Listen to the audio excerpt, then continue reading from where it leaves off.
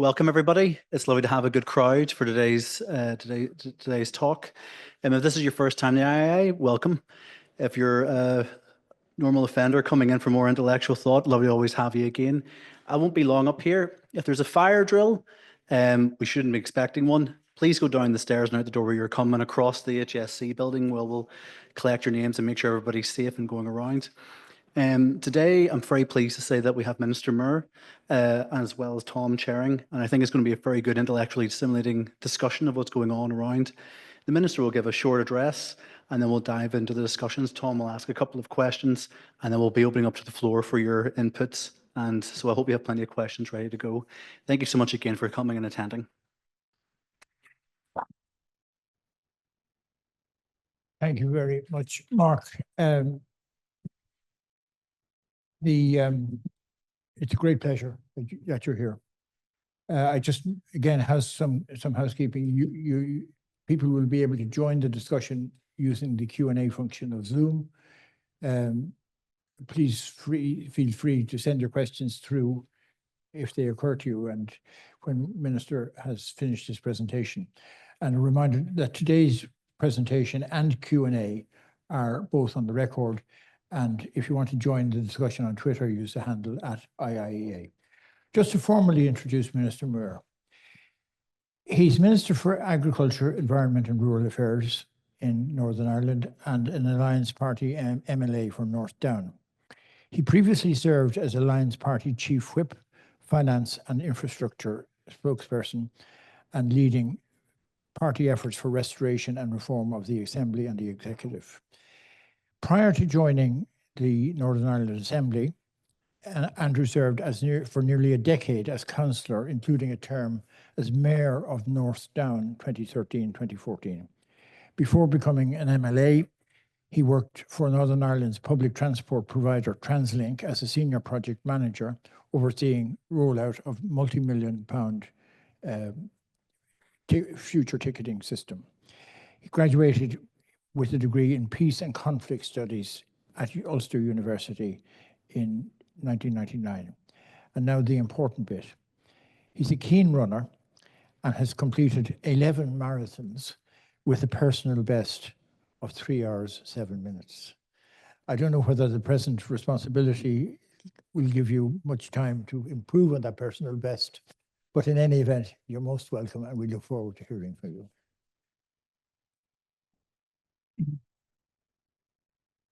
Thank you very much. And that personal best was done here in Dublin, and I've done Dublin Marathon 5 times. So it's great to be in the great city of Dublin and also to be here at the Institute of European and International Affairs. And I really appreciate the work that you do and their priority around the environment is hopefully reflected in the invitation to myself.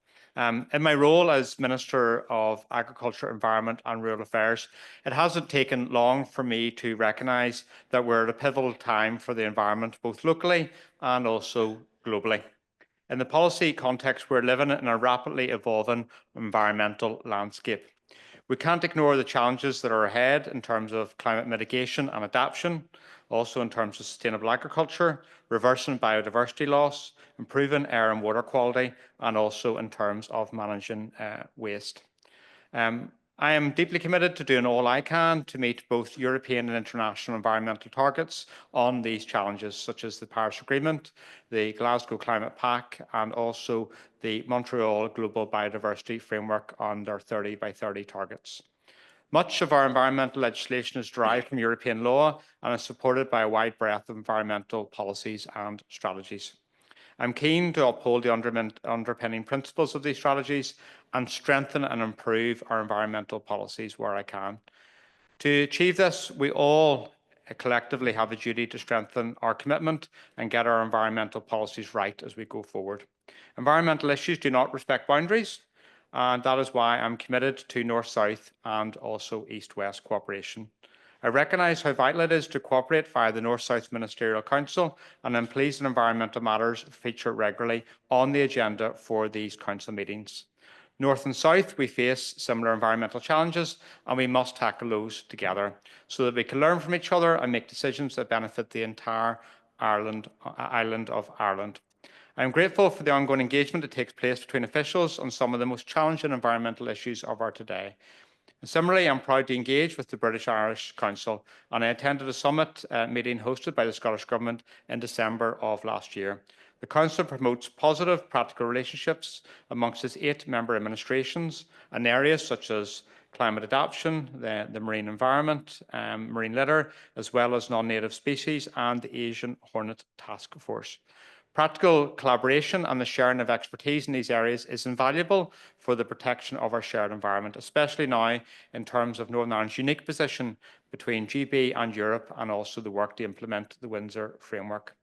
In light of the UK Government and the EU entering negotiations on an SPS veterinary agreement and the wider reset of EU relations, I would strongly support a comprehensive and ambitious SPS agreement without delay, plus linkage between ETS, CBAM, EUDR, and much more. I strongly believe that wider UK-EU alignment on regulations is important so we can sweep away the unnecessary barriers created by the previous pursuit of a hard Brexit. Turning to agriculture, for me as Minister of Agriculture and Environment and Rural Affairs, it is important that farming and food production is truly sustainable. This is a key issue for Northern Ireland, as approximately 75% of our land in Northern Ireland is in agriculture, and farmers have a vital role to play in producing food sustainably. The impact of climate change is particularly acute for agriculture, and we have all witnessed severe weather patterns already this year and some of our towns, villages, communities and businesses have been severely impacted. Climate change modelling predicts a greater chance of hotter, drier summers and warmer, wetter winters, and more extreme weather and rising sea levels. To address these multiple climate, biodiversity and ecological crises head-on, it is imperative that there is coherence across environmental and agricultural policy development. And that's why I'm delighted that this is the Department of Agriculture, Environment and Rural Affairs. This is necessary for getting the balance right between food production, our economy and environmental protection. To this end, my department continues to roll out the programme of farm support via the new Sustainable Agricultural Programme. Leaving the EU has its challenges, and one of which is setting up our new policies, but we're getting on with the job. A key environmental element of the Sustainable Agriculture Programme, I will refer to it this afternoon as SAP, another acronym in my department, will be the Farming with Nature package. The Farming with Nature package aims to contribute to the delivery of many of my department's strategic environmental outcomes by supporting farmers and land managers to make substantial contributions to environmental improvements and also sustainability. It is a plan that schemes will be introduced with the aim of increasing the extent, quality and connectivity of habitats in the farmland within and outside of designated sites and priority habitat areas. I'm pleased my officials, and I'm very grateful to them, are already working closely with both the environmental and farming sectors to design this package and ensure that farmers receive appropriate levels of payment for the environmental benefits they deliver. I am pleased to announce that the Farming with Nature package will open for applications this year. It will be introduced in a phased approach, beginning initially with the Farming with Nature Transition Scheme. The scheme will include a number of measures, including the planting of new hedgerows and farmland tree planting, as well as multi-species winter cover crops. Furthermore, I plan to launch the Landscapes projects later in the year, which will allow groups of farmers to collaborate and develop innovative approaches to restore nature at a landscape scale in Northern Ireland.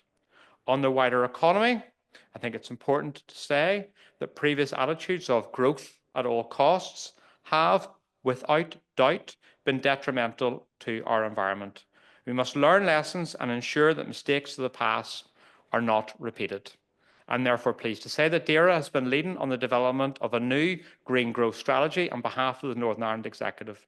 Green growth is an accepted OECD term, and it's about ensuring a balanced approach being taken towards addressing climate change, protecting the environment and supporting the development of the green economy. The Green Growth Strategy sets out our longer-term vision and framework for a future where Northern Ireland transitions from being a high to a net zero emission society, where we can enjoy the longer-term economic, social, health and environmental benefits that this brings. Work has been ongoing within my department to finalise the strategy, and it has now been shared with my executive colleagues for comment. I hope to get approval very soon. Last year, the Northern Ireland Executive also gave approval for Northern Ireland's Environmental Improvement Plan. The other acronym from that is EIP, which sets out clear targets to significantly improve the natural environment. The Environmental Improvement Plan is included within the Executive's new programme for government, and I welcome agreement on that. The Environmental Improvement Plan was published and laid before the Assembly on the 27th of September last year. It is a statutory requirement, and the requirement was for it to be agreed in July 2023, but without an executive, we weren't able to progress that, but it's now in place, and it sets out DAERA and other departments' intention to take actions to significantly improve our natural environment. It also provides statutory requirements for annual reporting by my department and also separately by the Independent Office for Environmental Protection, or another acronym, the OEP. The EIP forms the basis of a coherent and effective set of interventions built around 6 strategic environmental objectives, which will help guide our actions so that we can deliver real improvements in the quality of the environment for many decades to come. It will also improve the health and well-being of all those who live and work in Northern Ireland, while also creating opportunities to develop our economy. I believe the EIP forms the basis for the changes we urgently need to make. It is essential that the EIP delivers against ambitious objectives that work alongside other policies, including the Green Growth Strategy, which I talked about earlier. The EIP is based upon the Environment Act of 2021, which requires us to significantly improve the environment, and I'm committed to doing that. Turning to the topical issue of water quality, which is reflected within the EIP. You will no doubt be aware of the very concerning incidents of blue-green algae in Lough Neagh and other waterways, both in 2023 and again last year. Lough Neagh is the largest lake in these islands and provides much of our drinking water in Northern Ireland. It is the heart of the communities that sit on its shores, a lifeline for the people who rely on it for their livelihoods, and the home to many native species. Lough Neagh is a national treasure, and we should have treated it as such. Instead, it has become a sad and stark example of the impact of climate change and what happens when we don't get the balance right between growing our economy and looking after our environment. Regrettably, we will almost certainly see blue-green algae blooms again this year and potentially for many years to come. While source apportionment figures may change, recent research undertaken about Lough Neagh as part of the Harmonica project paints a worrying picture that phosphorus lost to Lough Neagh is about 60% from agriculture and about 32% from wastewater, septic tanks and industry. Other research also raises concern about the impact of nutrients in the sediment and the timescale for lake recovery of about 40 years once the nutrient pollution stops. Addressing and improving water quality in Lough Neagh is therefore a personal priority, it's a departmental priority and an executive priority. The publication of the Lough Neagh Report and Action Plan in July of last year has been a significant step forward in helping us to begin to correct the problems which have been built up. The actions of the Lough Neagh Action Plan focus on 4 approaches underpinned by science. And as I was talking earlier over lunch, science and evidence is critical. It may take you to difficult places requiring tough decisions, but if we are to restore trust and confidence in politics, then it's important we put facts and peer-reviewed research at the heart of policy and decision making. The 4 pillars of the Lough Neagh Plan are education, incentivication, regulation and enforcement. There is substantial work ahead for us to address this complex issue, and this requires collective action, not just across government, but across private and public sectors and the wider community. On this point, I was pleased to be able to chair the first quarterly Lough Neagh Stakeholder Forum. That was on the 12th of December of last year, and the next one is organised later this month. This forum will play a crucial role in progressing our next steps by enabling diverse and valuable input and a communication pathway as we implement the action plan. Whilst the problems of blue-green algae in Lough Neagh brought a sharp focus to mainly one water body and one catchment area, there is much we can share regarding learning, expertise and research, and I believe we will work together, north-south, east-west, to improve water quality for everyone. I really genuinely welcome the recent Irish Government's Programme for Government's commitment to develop an all-island plan to improve water basin management, water quality and nature restoration, and I look forward to working with my new ministerial counterparts on delivering upon this. As I mentioned, Lough Neagh is not the only water body that requires attention or intervention in relation to environmental protection. In response to emerging information on water quality, including reports from the Office of Environmental Protection, the Northern Ireland Audit Office, and also the Loughnane Report, I have approved the third cycle river basin management, and this is now subject to executive approval. And once that's obtained, I will publish it. This plan takes an integrated approach to the protection, improvement, and sustainable use of water environment, and will contain a programme of measures setting out the actions required to protect and improve all water bodies, rivers, lakes, marine, coastal and transitional, and also groundwater. My department also has a statutory obligation to carry out sensitive area reviews under the Urban Wastewater Treatment Regulations 2007, and I'm acutely aware of the need to progress this important area as a matter of urgency. This includes the publication of the 2019 and 2023 sensitive area reviews and, subject to executive approval, designation of Inner Belfast Lough Shellfish Waters Protected Area as a sensitive area, and it is my intention this work is completed by the end of this month. As people who are listening to my speech will note, a number of the dates that I'm quoting to you are in the past. This is a reflection of the need to reform our institutions and ensure the institutions are not subject to stop-go government, and we have continuous government delivering for people in Northern Ireland. Focusing on another issue, which is about climate change. This is a huge challenge facing us all, and my department has a key role in taking forward the development of the first climate action plan in Northern Ireland. My department has lead responsibility for climate change, and just because it is in the title of the department does not mean that I am not committed to it. On the contrary, this is my top priority. There is a collective need to address the climate emergency that was declared in 2020 by the Northern Ireland Assembly. Indeed, that was my maiden speech in the Assembly. And to take forward the commitment for Northern Ireland to play its part in tackling climate change, and this is really, really key. In recognising the need for urgent action to reduce carbon emissions and also to adjust to changing weather patterns and restore our natural environment, we can begin and we must begin to set Northern Ireland on a more sustainable and resilient path, contributing to the goals of the Paris Agreement, the Glasgow Climate Pact, and as I referenced earlier, the Montreal Global Diversity Framework 30 by 30 targets. By stepping up as global citizens to address these significant challenges, we will also be supporting the achievement of Sustainable Development Goals, which are a core part of the Environmental Improvement Plan. These recognise the need to balance social, economic and environmental sustainability. This action is not optional. In 2022, the Northern Ireland Assembly passed its first climate change legislation. I am very proud of this legislation, and the Just Transition runs right through it. This commits Northern Ireland to an ambitious 2050 net zero emissions target through a series of interim targets. We are committed to 5 yearly carbon budgets that will chart our progress to net zero, and these must be set in legislation. We must also develop and implement 5 yearly climate action plans, which will document the policies and actions needed to get us on the road to net zero and meet those budgets. As a result, a significant amount of work, and I want to again thank officials for the work that they're doing, that has been taking place across the Northern Ireland Civil Service, also in conjunction with the UK government in relation to this, to finalise Northern Ireland's first climate action plan. The first climate action plan will set out Northern Ireland's approach to meeting the carbon budget for 2023 to 2027 and also establish a pathway towards interim targets for 2030 and 2040 and an overall net zero by 2050 target. Achieving this is hugely challenging and requires significant transformation of the public services we deliver and how we do business and how we go about our daily lives. Changing our behaviours individually and collectively will be a key part of delivering the necessary carbon reductions.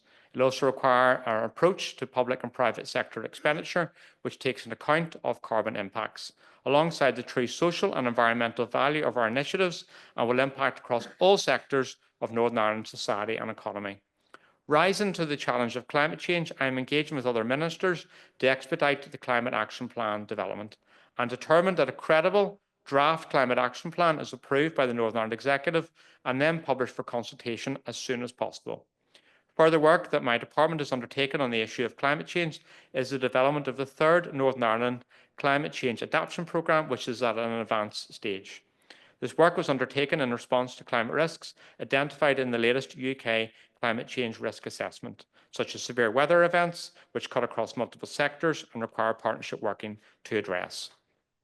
Of course, we cannot ignore the interdependence of climate change and biodiversity. Nature is under constant threat across the globe, adversely affected by many pressures being placed upon it. 14 of the 18 essential services nature provides to sustain human life have declined, including water and air quality and the regulation of our climate.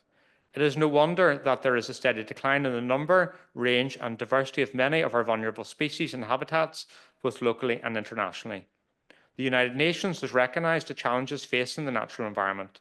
They have come up with a series of global targets, which, if adopted and implemented across the planet, will go some way in halting the loss of nature. Indeed, they may even assist in meaningful restoration in some instances. The UK Government, I know, wishes to play an active part in this process, and I'm keen that Northern Ireland is involved as much as possible. To this end, my department has been developing a new biodiversity strategy known as the Nature Recovery Strategy. The Nature Recovery Strategy is intended to identify key actions and objectives required to meet local and national commitments under the UN's Convention on Biological Diversity Global Diversity Framework. Many of these commitments focus on environmental sustainability and ensuring climate change and action for nature are considered in tandem. As such, the development of the strategy has involved many key stakeholders across sectors, including farming, local government, NGOs, and of course my department and other departments. It contains several new proposed policies aimed to address many challenges affecting the natural environment. It is closely aligned with other departmental initiatives such as agri-environment policy and climate change. The Nature Recovery Strategy, like all major cross-cutting departmental initiatives, requires agreement across the executive, and it's hoped the draft strategy should be ready for consultation later this year. There is much to do over the lifespan of the strategy to put Northern Ireland's natural environment in a better place than it is today. It is a challenge for all sectors and for society in general, and in short, is a challenge for every individual. To be successful, its actions will require commitment and possibly a change of approach going forward. For example, embedded within the requirements of the Climate Change Act, it will be important that nature-based solutions are an integral part of policy and decision-making going forward. Without a doubt, the success of these key strategies will require adequate finance and funding to deliver for nature restoration. Therefore, we need to assess the funds and sources of funding that are available to the greatest benefits for nature. One area we can have an impact on addressing biodiversity loss and building resilience to climate change locally is through initiatives such as the Shared Island Fund. One good example of this cooperation is the Irish Government's Shared Island Fund Peatland programme, which is funded by Shared Island Initiative and involves partnership between Northern Ireland Environment Agency and the National Parks and Wildlife Service. It involves the development of sites across Ireland, Northern Ireland and Scotland in order to deliver practical peatland restoration. These sites will build on the capacity for long-term peatland management. This is an important programme as the restoration of peatland is a key nature-based solution across Ireland and the UK, and will be both has opportunities to mitigate and provide resilience to climate change as well as restoring biodiversity. Similarly, the Shared Island Biosecurity and Invasive Species Initiative aims to help preserve our shared islands' unique ecosystems and protect our economy from the growing threat of invasive species.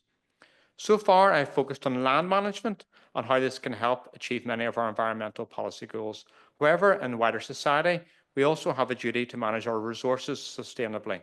Reducing the amount of waste we generate and the volume we send to landfill will help transition us to a low-carbon circular economy.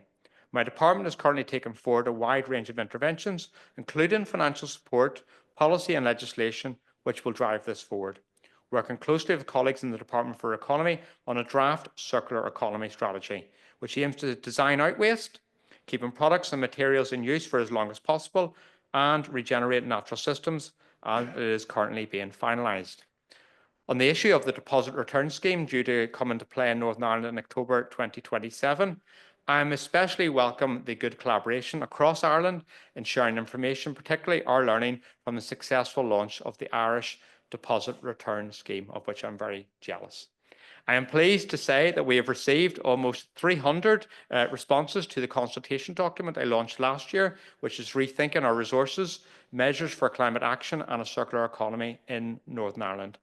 I will be taking action soon on this with a view to meeting the targets of 65% for municipal recycling rate, as well as a target of 70% waste to be recycled by 2030, which is in the Climate Change Act.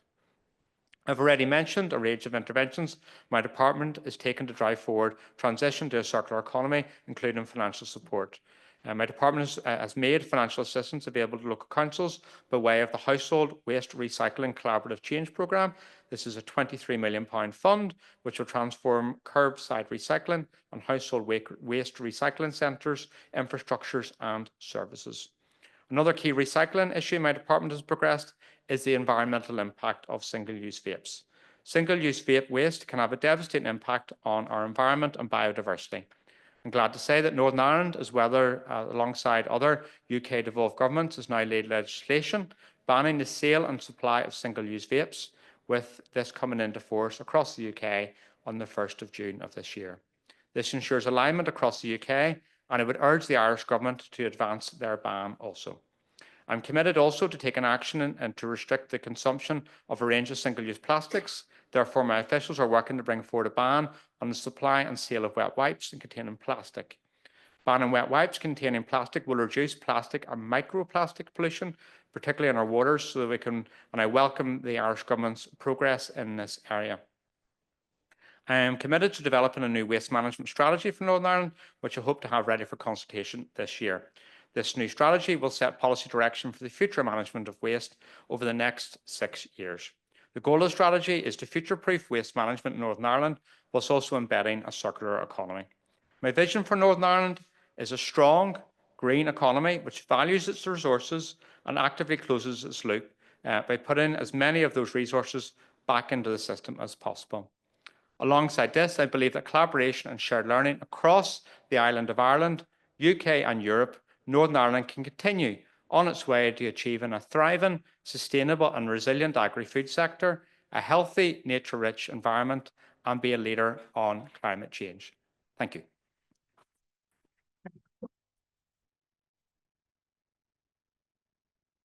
Well, thank you for, I think, a very clear, realistic, and above all, honest presentation, and a very ambitious vision for what your term in office will be.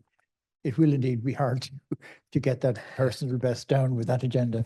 But let's go now to questions and comments from the audience. And if somebody wants to ask a question or make a comment, would they identify themselves and their organization, if they have an organization? Yeah. Good afternoon, Minister. I'm Fergal McNamara, and I co-chair the Climate and Energy Group here at the Institute. And congratulations on the net zero ambition that was set for Northern Ireland in the Climate Act of 2022.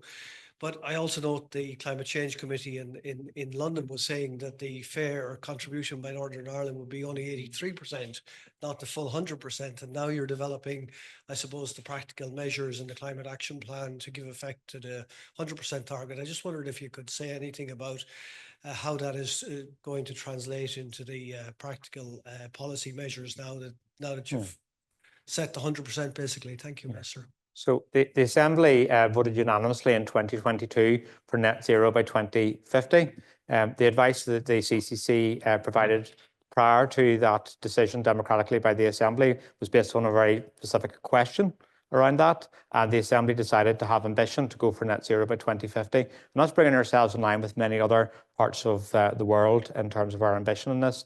I often characterise the road to net zero as a bit like a marathon, and in Northern Ireland we're edging over the start line because we lost 2 years from 2022 till the restoration in 2024. So that's where we're setting our first climate action plan. That, if anyone's done a marathon, the first sort of 10K is pretty dead easy, okay? It's the last 10K that's pretty hard. So that's why we need to be planning towards the full distance of 26.2.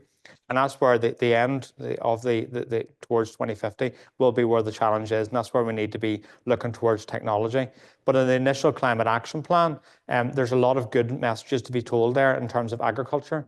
Agriculture and the work we're doing in conjunction, not just with the farming community, but with also environmental groups, is really, really getting with the the change towards sustainable practices. And we've been rolling out a number of schemes. Another scheme is going to be rolled out this year, is the Suckler Cow scheme. And this is about focusing us towards productivity, which delivers for the farmer, but also delivers those greenhouse gas emission reductions.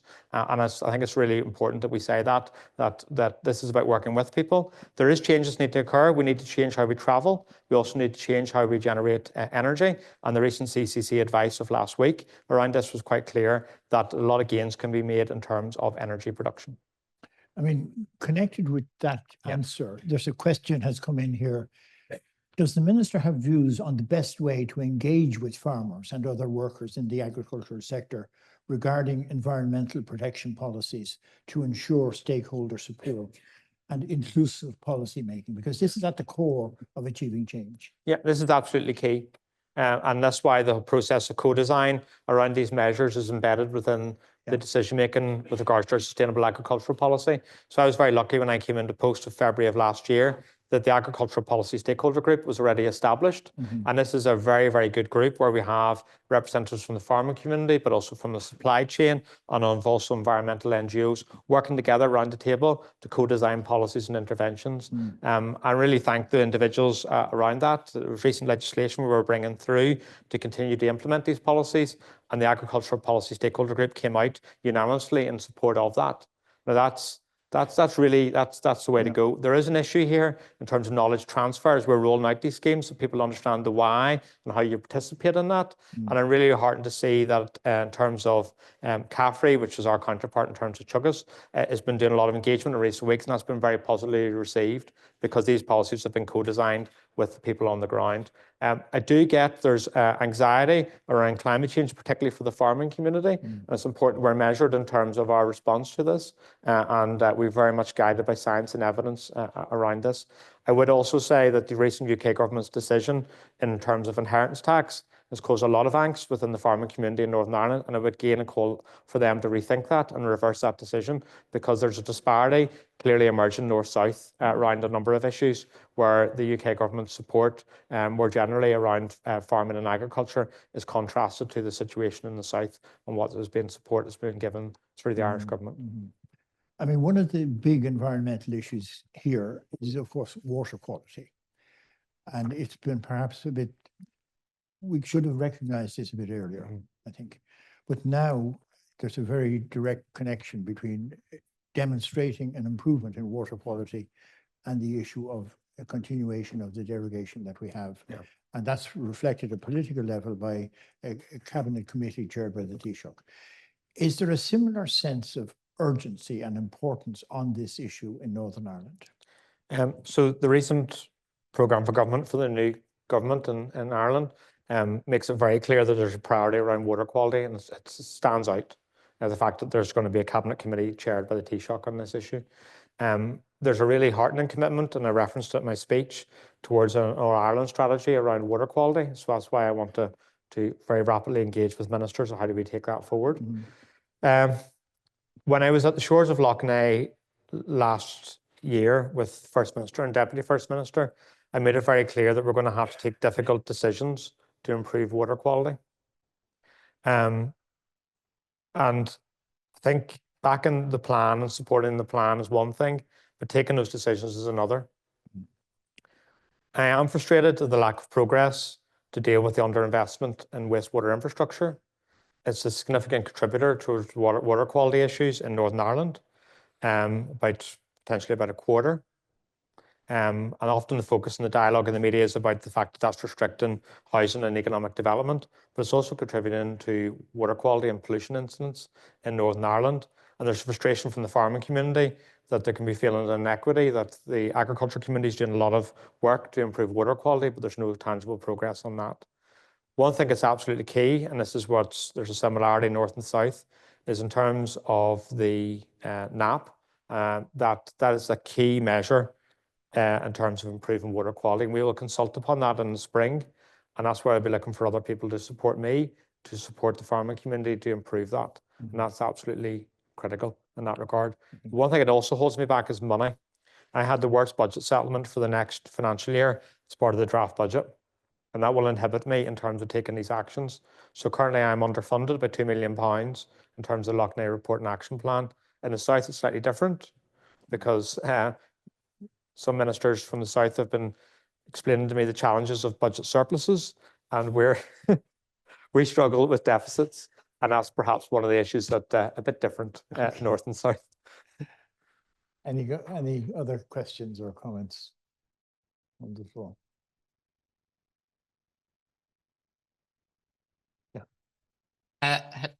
Sorry. I'm Dylan Marshall, a researcher here at the IIEA. Just picking up on Lough Neagh, I was wondering, given the, say, structure of ownership and property rights there, what specific challenges does that pose to dealing with the pollution issue and these matters? So I'm very conscious of the ongoing debate around the ownership of the bed and soil, which is held by Earl Shaftesbury.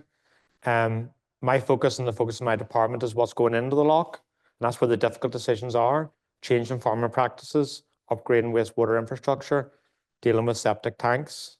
You know, there's a big debate around septic tanks, which we can come on to, but there's a real challenge there because there's so many of them, and how do we actually improve those? So there's where the difficult decisions are. My engagement with Earl Shaftesbury last year was clear that he would be amenable to transferring it into community ownership, largely without charge. But the question is, who is the community? And that's where the work has been undertaken by Lough Neagh Partnership and National Trust and other bodies is quite key in terms of bringing people together so we can have that collective ownership. There's lots of other issues around navigation in terms of the loch and the rest, but the primary focus at the moment has to be upon addressing that water quality issue and turning that around.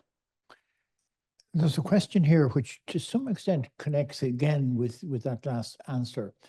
Can you talk about the importance of improving infrastructure and transport services for rural communities and how this can complement and be reconciled with environmentally friendly policies?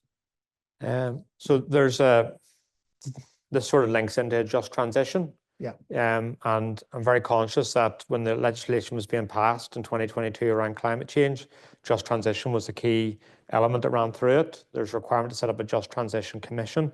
So I've consulted upon that and we'll do that this year. So we have to balance what we're doing, not just for urban areas, but in terms of rural areas. That has to be sustainable development. So, for example, we just mentioned the issue of septic tanks. Yeah, often there's discharges occurring into the water where if they're older septic tanks or they're not being properly managed and they're low risk discharges. So we need to find a way to be able to turn the tide in some of those issues in that regard. But also we have to recognise that in terms of investment, historically, there has been an imbalance towards the east of Northern Ireland. So there's an issue in terms of job creation, transport provision, public transport, that all needs to occur. And that's something in terms of the rural affairs element I'm trying to progress. But the loss of European funding around the Rural Development Programme has been a key inhibitor for us. Now, we're working to see what we can do in conjunction with the UK government in terms of new funding around this. But rural communities, I think, are one of the communities that have been the hardest hit as a result of Brexit and perhaps the most forgotten. And I think that's a concern for me. Okay.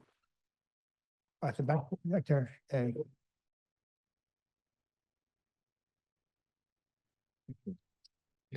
Alan Sloan, Dr. Alan Sloan from University College Cork. And if I were to sort of maybe mischaracterize what you're saying, but in short, a lot of what I heard you saying is that although we have a shared island, a lot of concerns come from divergences and possible divergences between North and South. Yeah. And you talked a lot about environmental divergences and possible cooperations and existing cooperation.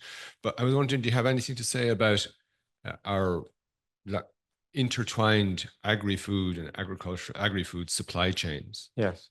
So that's why I continue to support the commitment for full, faithful and timely implementation of the Windsor Framework, because the Windsor Framework is absolutely key, and my department has the lead for responsibility largely with regards to Northern Ireland departments in terms of implementation of this, because for Northern Ireland to remain in the single market for goods is absolutely critical for agri-food. Without that, our dairy industry, for example, would be devastated.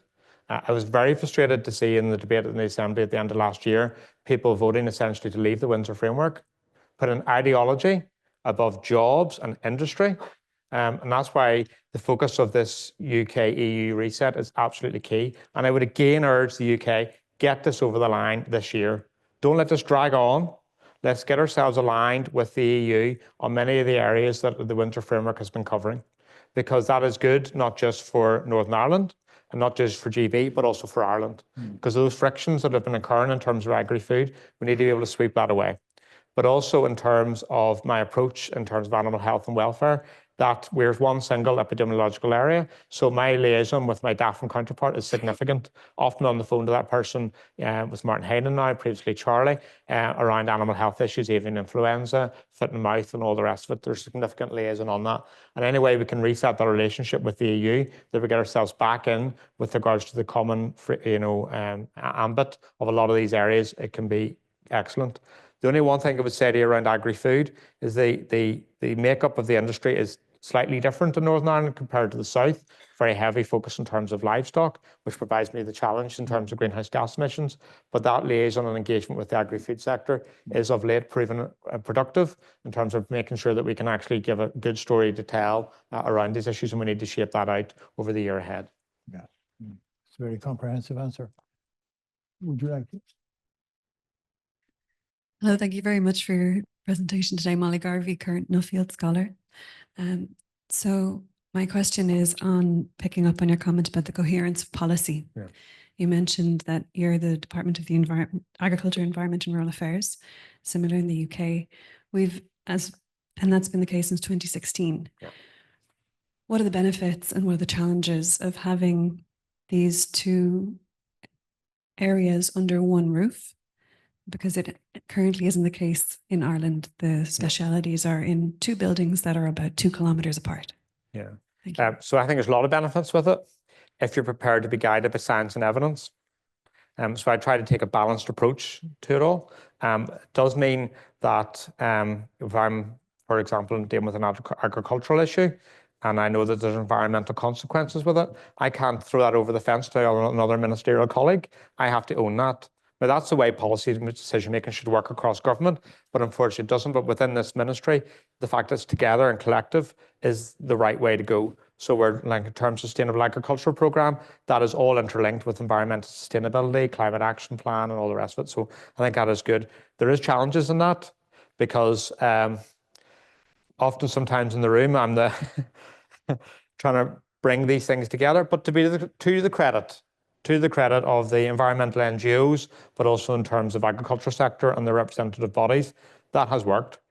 And the fact that people, now I'm having a situation where people are coming into meetings saying, well, we've already been discussing this outside this. We've been engaging around that. Now that's required for me as a department to say, we're going to have meetings. We're not going to have meetings with just one focus on agriculture. We're going to have it in a holistic fashion. That's the way decision-making should be. It's not without its challenges. And it's taken a while for us to get to that place. But I think that is the way to go. The only concern is that climate change is not in the title of the department. So it's not often considered in the wider public discourse. I'm often referred to as the agriculture minister in the media. And that sometimes grinds me a wee bit because it's more than that. And it's a disservice to agriculture because agriculture in terms of environmental sustainability is running threads through that. So that's perhaps one thing, but we shouldn't have to change the nameplate on a department to be able to progress actions in that regard. And there is an issue with regards to climate change. Whereas we have lead responsibility and agriculture is moving heaven and earth to make changes in this. There's other sectors that need to do more. Some of them are within my department in terms of land use change and forestry cover. I know we need to do more in that, but there's other areas that could do more. And that's what process ahead has to be. And the agriculture community are looking at those other sectors and going, we're doing a lot of good work. Can you not progress this along? So for example, around transport, we need to do that. Okay. David. Thanks so much. Thank you very, very much. Can I just ask a question about the Sustainable Development Goals, which you referred to there? Does your department have lead responsibility for implementing them? The reason I'm asking is that in this jurisdiction, the Department of it's called DEC for short, Environment and Climate, they have been given responsibility by the Irish government for implementing and ensuring joined up implementation. Echoing Molly's point about coherence. Well, a simple question: do you have responsibility? And if your department doesn't, are there plans for the executive to allocate it in another direction? Because I do think that it makes sense for Northern Ireland to be seen to be implementing, or to actually implement the SDGs almost separately from the rest of the UK, if you know what I mean. And there's ample potential for North-South cooperation for all the reasons you mentioned, the all-island dimension, etc. So yeah, so it's their reference within the environmental improvement plan, and that's an executive plan which I brought forward and got agreement on. So that's how that's there. Is there a specific, focus in terms of implementation beyond the IP? Perhaps not. And one of the challenges here in my department and in the executive is we have oodles of strategies. There's shells falling down with them, okay? But actually delivering them is the challenge, and I'm becoming acutely aware of that. So, for example, around agriculture, just my laser focus is get the packages and measures in terms of the Sustainable Agriculture Programme, which means something to people off the ground. Get those out the door. Yeah, so that's what my focus has been. Yeah. No, you're okay. Okay. Yeah. Really, the Sustainable Development Goals cover everything conceivable: health, education, energy. It's a much wider issue. It should ideally be in the office of the First and Deputy First Minister, should ideally be in the Department of the Taoiseach here. So, I mean, what you're doing is you're honestly trying to implement the environmental aspects of the SDGs, but there's a much wider issue. Perhaps we can pursue it. No, I agree with you. And Wales is a good example of how they've been able to progress that along. And I'd look at Wales with a degree of envy. But like when I meet my Welsh and Scottish counterparts, one of the elements of envy I have is they move from mandate to mandate, developing legislation, developing policy. What we do is we trundle along for a few years, then someone throws the toys out of the pram, walks out of the government, it collapses. Then the government's re-established 2 years later. Then I have to come in for 6 to 9 months, try to re-establish everything. It's only about a year now into the post and I'm actually being able to properly deliver things on the ground. And we do need to reform of these institutions because this is 27 years long. The deputy leader of my party was born after the signing of the Good Friday Agreement. About 20% of the MLAs in the Assembly, including myself, are pigeonholed as other. So in the vote on the programme for government, our vote wasn't equally counted compared to others. Those institutions need to change because it's damaging our environment and climate. We've lost 2 years of implementing the Climate Action Plan. The NHS is the longest waiting list in the whole of the UK. So those issues need to be changed because it's a frustration for me when I'm seeing in Scotland the legislation they've implemented, the ambition they've got. Now, they're a very different situation compared to Northern Ireland in terms of the makeup of agriculture, but seeing them progress, seeing the SDGs and what Wales have done, there's a bit of an issue like you have a programme for government agreed within weeks. It took us over a year to get that done in Northern Ireland. So there's an issue in terms of how the institutions function around these. And I think in some ways when I gauge with farmers on the ground, they're light years ahead of some of the political debate that's going on around some of these things because they're speaking to me and saying, flooding's a real issue for us. Climate change is affecting us now. How can we get ahead of these issues? And there was a conference last year up in near Glenarm. It was a regenerative farming conference. It was sold out. Busloads of farmers coming to that. So it just shows you that sometimes the political discourse in some of this doesn't actually reflect what's on the ground. That was a fantastic conference and it was organised by really good people. And that's why we had an event, a North-South water quality event last year in Monaghan, and we're hoping to do that north because I read the IFJ each week and seeing what's happening north-south, there's so much we can learn together. David has a certain legitimacy in asking this question because he had a key role in writing the Sustainable Development Goals. But if we're going to that level, that bigger picture, there's an important meeting happening later this year in Brazil. Yes. The COP30. And a centerpiece of that COP30 is the link between climate and food. Yeah. And it's about one of the few occasions in the history of the COP, which started in 1995, where that link has become recognized. And the British government seem to be taking this seriously. Does this have any relevance to you in Northern Ireland? So I'll make comment 2 things on COP and then food. I probably have a concern where COP's been going in recent years.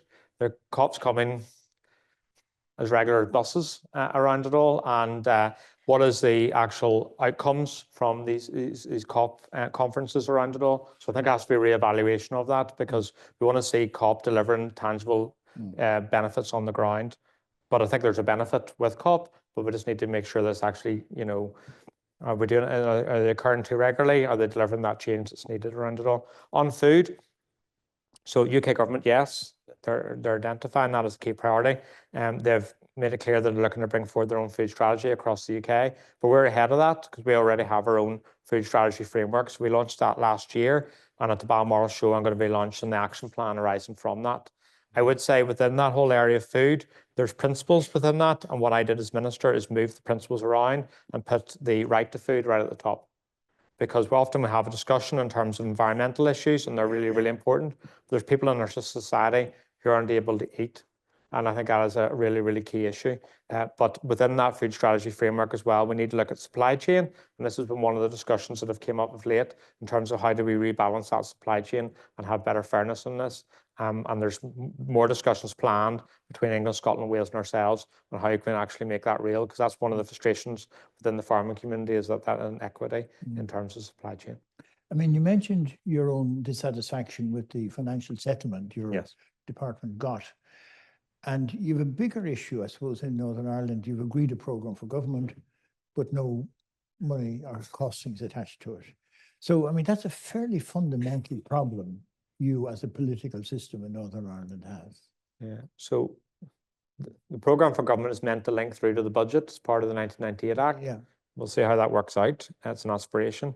Well, it's a legal duty as well, but I suppose there is an issue here that in terms of the budget settlement for the next financial year, in the budget announcement on the 30th of October of last year, there was a number of announcements contained within that, one of which was previously we got our funding under cap in 7-year tranches from Brussels, and then there was a 3-year ring fencing of that post-EU exit. The announcement in that budget was that ring fencing was gone and it would just be baselined in the budget. So I fought really, really hard, and I was the only devolved minister to achieve this, to get that funding ring fenced by the executive, so that we were able to have that money for agriculture, agri-environment, fisheries and rural development safeguarded, because there's real risk that that was not going to happen. The problem was that in terms of the budget discussions, people were like, well, there's your win. And I'm like, well, what about the rest? What about the environmental improvement that we need to take around us all? So there has been constructive engagement with the finance minister on this issue, but we do need to see progress in that regard. There's a wider issue in terms of UK government, in terms of their own fiscal policy, that they need to be able to look through budgeting through a climate lens. And we know other nations in the European Union, for example, France, are much stronger in relation to that. And I think that is something we're looking to in terms of the comprehensive spending review, in terms of how we can rebalance this and ensure that the budgeting has a bit more of a long-term focus, because we're currently in this 1-year cycles, which are in no one's interest, particularly for supporting people and communities. Okay. I think we've reached the end of our session. We finished on time here. Well, you're very good. Which is a very prominent core value. But I want to thank you very much for your very open, honest assessment of the huge challenges you face, but your very clear ideas as to how you're going to deal with those challenges. So, Minister Muir, thank you very much. Thank you.